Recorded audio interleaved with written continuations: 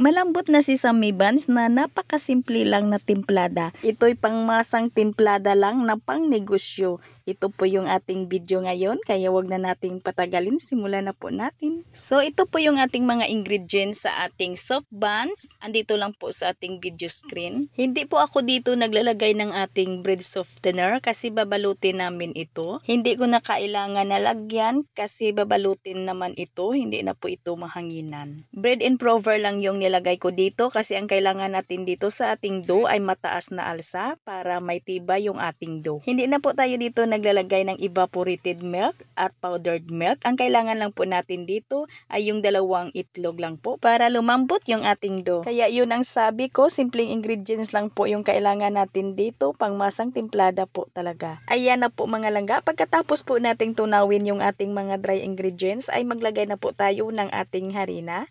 Yung ating harina dito mga langga, pwede naman kayong gumamit lahat ng bread flour or first class flour.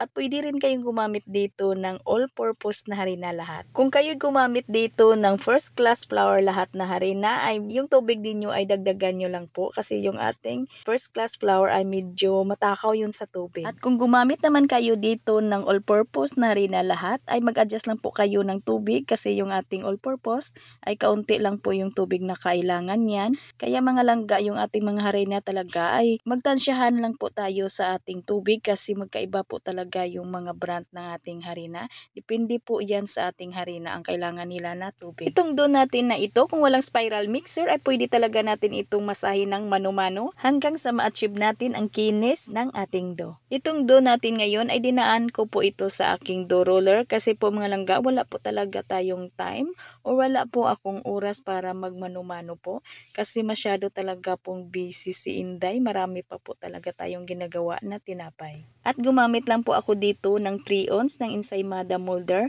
Pero mga langga, pag kayo'y wala nito, wag nyo na lang pong pilitin. Pwede na lang talaga ninyong i-form yung ating buns na kahit hindi na po kayo gumamit ng molder na katulad nito. Gumamit lang po ako ng molder na ito kasi minsan talaga po ay nakaka-attract naman po talaga sa mga customer po natin.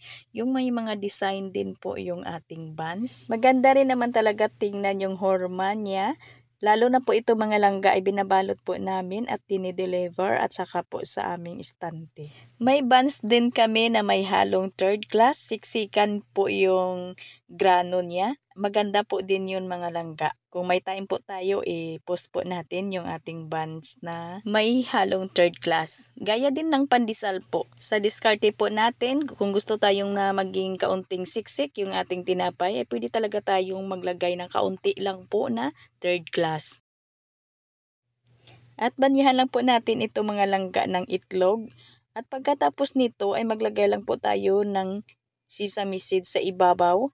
At pahingahin lang po natin itong dough or palsahin lang po natin ito ng 2 hanggang 3 oras. At depende din mga langga yan sa ating room temperature.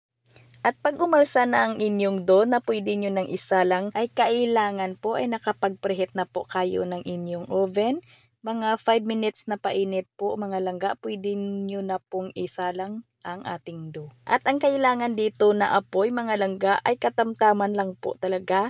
Hindi po masyadong mahina kasi po babagsak po yung ating dough dito. At hindi naman pwede na masyadong malakas yung ating apoy dito kasi po madali po yung maluto yung labas pero yung loob niya hilaw pa po. Malasado po yan.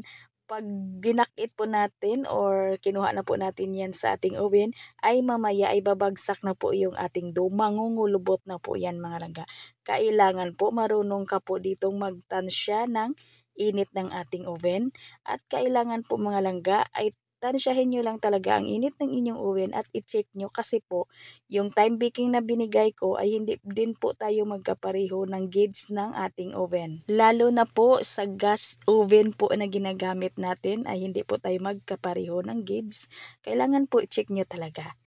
Ayan na po yung ating sesame buns. Napakalambot naman talaga mga langga. Pangmasang timplada na masarap. Sana ay matry nyo ito. Sana nagustuhan po ninyong ating video ngayon. Magkita-kita po tayong muli at abangan po ninyo talaga mga langga yung ating mga susunod pa nating recipe. Ito pong inyong Kainday Tinapay. Maraming salamat at bye-bye!